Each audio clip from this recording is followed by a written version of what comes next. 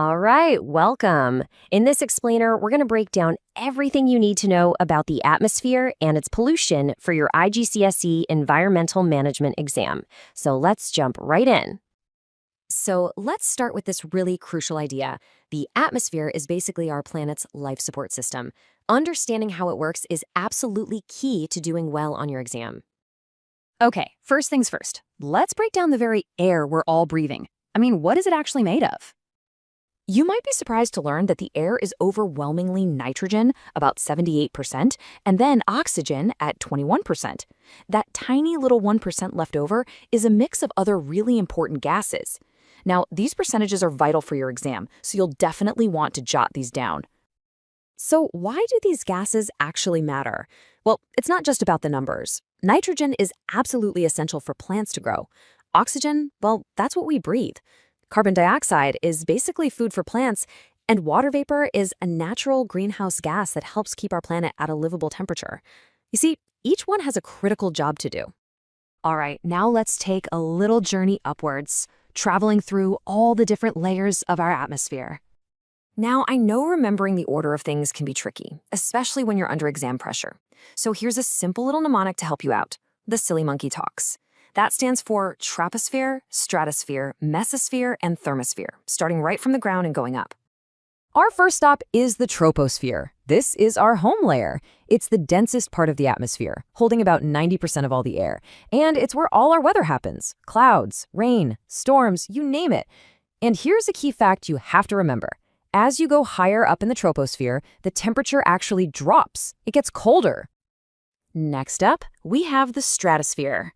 Now, the most crucial thing to know about this layer is that it contains the amazing ozone layer, which protects us from the sun's most harmful radiation. And notice this, the temperature trend here is the complete opposite of the troposphere. It actually gets warmer the higher you go. Yeah, you can think of the ozone layer as Earth's very own sunscreen. It soaks up that intense UV radiation, and in doing so, it not only protects all life down on the surface, but it's also the reason why the stratosphere heats up. It's a perfect example of how the atmosphere's structure is directly linked to its function. Continuing our trip upwards, we reach the mesosphere. After the warmth of the stratosphere, the temperature here just plummets. It's the coldest part of the atmosphere, and that's because there are very few gases like ozone around to absorb the sun's energy. Our final stop is the thermosphere, and this one's a bit of a mind-bender. Temperatures here can soar to incredibly high levels because the few atoms that are here absorb so much solar radiation. But, and here's the strange part, you wouldn't actually feel hot. The air is so incredibly thin that there aren't enough particles to transfer that heat to you. Wild, right? So let's just nail this down because it's a classic exam question. In the troposphere, it gets colder as you go up. But in the stratosphere, it gets warmer because of that ozone layer. You have got to remember that contrast. So we've seen how our atmosphere is this perfectly balanced, layered system. But what happens when we humans start to mess with that balance? Let's talk about pollution. This is a definition you'll want to have in your back pocket for the exam. Pollution isn't just about adding stuff to the air. It's about adding things in amounts that cause real harm and throw that natural system completely out of balance. These are the main sources you need to be familiar with, and you'll notice a common theme here, right? Burning fossil fuels for energy and for transport, that's the biggest driver by far. But industrial processes and chemicals like CFCs, which used to be in things like old fridges and spray cans, are also major culprits. Okay, so let's zoom in on one of the most visible and dangerous consequences of all this pollution: smog.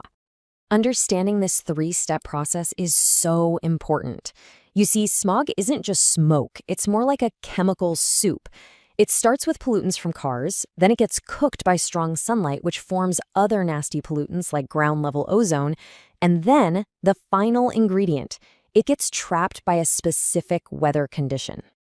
So, what is this temperature inversion? Well, it basically acts like a lid on the sky. Normally, warm air near the ground rises up, taking pollutants with it. But during an inversion, you get a layer of warm air sitting on top of cooler air, which traps all that smog right down where we have to breathe it. Whew, okay, we've covered a lot of ground, from the very edge of space right down to the smog in our cities. So let's boil it all down to the absolute must-know points for your exam. Take a moment and really look at the slide. These are your exam essentials. Make sure you know the percentages for nitrogen and oxygen. Be really confident with the atmospheric layers, in order, and their key features, especially the ozone layer. Understand the 3 ingredients for smog: pollutants, sunlight, and a temperature inversion. And finally, never forget that burning fossil fuels is the #1 cause. And that's a wrap on our explainer. But I want to leave you with a final thought to chew on as you continue your revision. Pollution doesn't respect borders. A problem created in one country can end up affecting people thousands of miles away, which, as you can imagine, makes solving it a truly global challenge. Hello, IGCSE students, and welcome. We're diving straight into an essential revision explainer all about managing atmospheric pollution. We're going to cover everything you need from section 7.4 of the syllabus, making sure you walk away with the key facts and vocab to really nail that exam. So here's our roadmap. First, we'll tackle why this is such a big deal. Then we'll jump into the major strategies. You know, how we power our world, how we get around, the cool tech solutions we've come up with, and even how nature itself can help. And of course, we'll wrap it all up with a super clear summary to make sure all those key points are locked in for your exam. Okay, let's get right into it by looking at the big picture. Why is managing our air so incredibly important? It's not just about the planet, it's also about what you need to show the examiner you understand. So you might be wondering, why is this topic all over your syllabus? Well, it's because managing air pollution isn't just one thing. It connects directly to our health, to the survival of entire ecosystems, and, of course, to the future of our global climate. Understanding how these things are linked, that's what's key. The big takeaway here is that we have to manage pollution on every single level. So think about it like this. On a local level, we're trying to stop things like asthma. At a national level, we're working to protect our forests and lakes from acid rain. But because pollution can travel across the globe, we absolutely need global teamwork to tackle the huge challenges like climate change. It's all connected. All right, let's start talking solutions. And we're going to begin with 2 of the biggest sources of pollution out there: how we generate our power and how we travel from A to B. This slide really shows the massive shift we need to make. On one side, you've got the problem. We're hooked on fossil fuels. Burning them releases stuff like sulfur dioxide, which gives us acid rain, and tons of CO2, which is the main driver of climate change. And on the other side, we've got the solution, making a real, committed switch to clean, renewable energy sources like solar, wind, and geothermal power. Now, for transport, governments have a whole bunch of tools they can use. And the logic is pretty simple, right? Getting 40 people onto one bus is way better than having 40 separate cars on the road. So things like pushing for more public transport, encouraging electric cars, using biofuels, or even creating car-free zones in cities, they're all aiming for the same thing: cutting down those emissions. Okay, time to switch gears and talk about tech. We're going to look at some really clever engineering fixes that can tackle pollution right at the source. And then we'll talk about why countries working together is absolutely essential. Now, this is a piece of tech you absolutely must know for your exam: the catalytic converter. Just think of it like a little chemistry lab that sits in your car's exhaust pipe. It takes nasty pollutants coming from the engine, like nitrogen oxides, and uses a catalyst to transform them into much less harmful gases, like nitrogen, which already makes up most of the air we breathe. It's pretty smart. And here's another big one: flue gas desulfurization. If catalytic converters are for cars, this is basically the same idea, but for giant power station chimneys. These systems are often called scrubbers, and they pretty much wash the exhaust fumes. They use something like lime, which reacts with the sulfur dioxide and pulls it out. And they can remove up to 95% of it. This is our main weapon against acid rain. And now for some really high-tech stuff: carbon capture and storage, or CCS. The idea is actually pretty simple. Instead of letting all the CO2 from a power plant just float up into the atmosphere, you capture it. Then you transport it and pump it deep underground, storing it permanently in rock formations. It's almost like putting the carbon right back where it came from. This brings us to a really important point. All this incredible technology is amazing, but it's not enough on its own. The thing is, pollution doesn't carry a passport. It doesn't stop at borders. The smog from one country can easily become the acid rain in another. And that's exactly why international agreements are so crucial, so that all countries can agree on shared goals and work together to fix a problem that affects us all. So, beyond the big tech solutions, we have other powerful strategies. We're going to look at 2 more right now. First, how we can use nature itself as a solution, and second, how we deal with specific, really damaging man-made chemicals. Okay, pay close attention here, because this is a classic exam favorite. You've got to know the difference between these two words.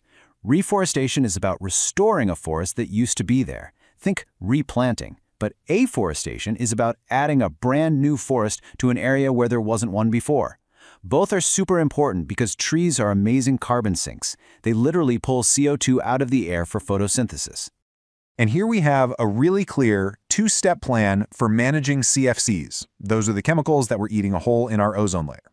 Step 1 is simply replacement. Stop using the harmful CFCs in things like fridges and aerosol cans and switch to safer alternatives. But step 2 is just as important, safe disposal. We have to make sure old fridges and AC units are handled properly so those old CFCs don't leak out. All right, we've covered a lot. Let's bring it all home with a final recap. This is where we're going to lock in that key information so you have a really clear summary ready for your exam. This table is your new best friend for revision. Seriously, pause here for a moment and quiz yourself. Can you quickly explain the main job of each of these strategies? Being able to connect the strategy to its purpose is exactly what examiners want to see. It's all right here for you. And finally, let's talk vocabulary. Because these aren't just words to memorize, these are the tools you need to build a top-scoring answer. When you can correctly use a term like flue gas desulfurization, or you can clearly explain the difference between reforestation and afforestation, you're sending a message to the examiner that you really, truly know your stuff. And that's a wrap on managing atmospheric pollution.